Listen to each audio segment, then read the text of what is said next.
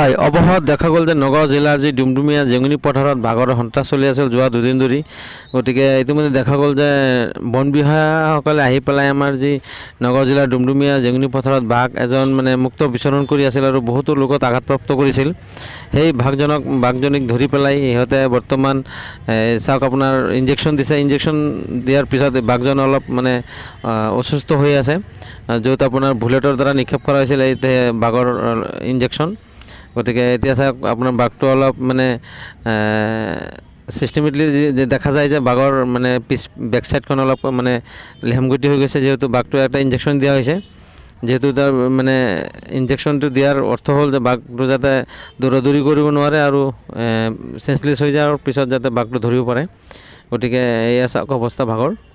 বৰ্তমান বাঘটো আমি বন বিভাগসকলে আটক কৰিছে বুলি আমি গম পাইছোঁ। গতিকে যোৱা দুদিন ধৰি